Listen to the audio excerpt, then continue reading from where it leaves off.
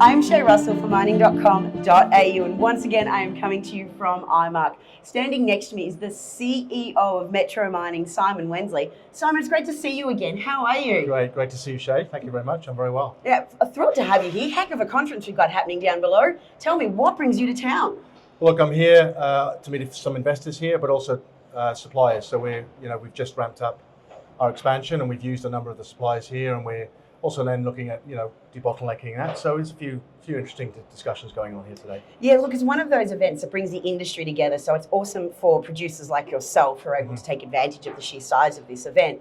Now, speaking of things going gangbusters for you, you released your quarterly report just recently. Talk me through some of the key highlights of this. Yes, thanks. Look, it was a record quarter. So that's the top line: 2.13 million tons of shipments. Effectively, that means our expansion is ramping up, and we're pretty much, if I take month to date in October, we are basically at the ramped up 7 million ton rate. So that's a really pleasing outcome. We only implemented that at the first half of this year, so to get to where we are now at the end of the third quarter is fantastic. It's remarkable. Also, too, you've got extra wins in your sales. There's been a restriction on bauxite mining in a particular part of the world, Guinea, I believe. What is happening in the aluminium market? Because we have spoken about it before. Has anything changed?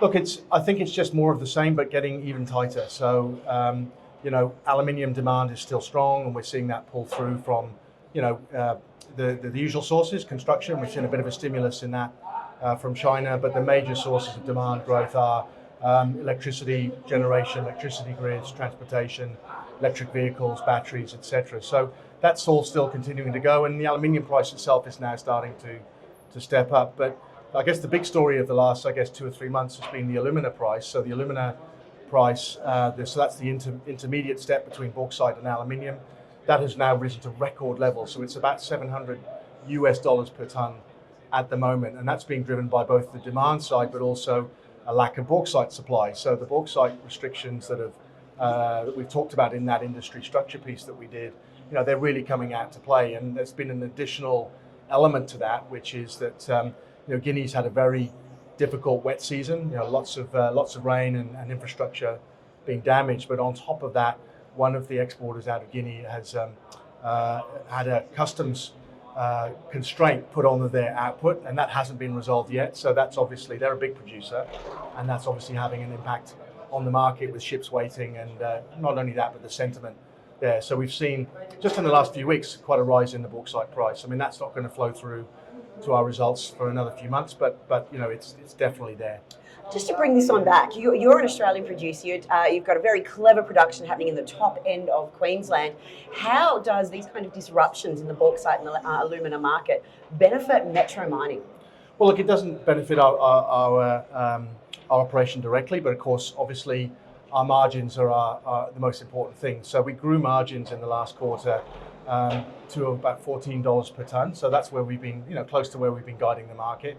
That's really pleasing because most of that has come from cost reduction. So the economies of scale that are coming through have really borne fruit. So about a 26% reduction in our EBITDA operating costs, cash operating costs. So that's a great base. And then these kind of disruptions are going to then start flowing through to price. And so I'm expecting through the next quarter and into 2025 that margin is going to grow again, but more from the top line growth in terms of revenue and revenue per ton. So I think that's where the main impact's going to come.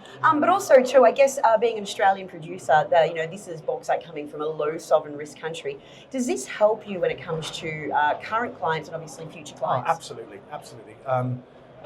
The discussion we just had about Guinea is just a great example of how sourcing a raw material requires you to be diverse in your supply base. And so what we're seeing with many of our customers who also have a position in, taking bauxite from other countries like West Africa, that they want an Australian position as well. So we're certainly seeing that strategy being executed by our customers, and therefore the demand for our product as we grow. So it's a perfect timing for us for this expansion, that they are looking for positions in our portfolio to diversify that supply.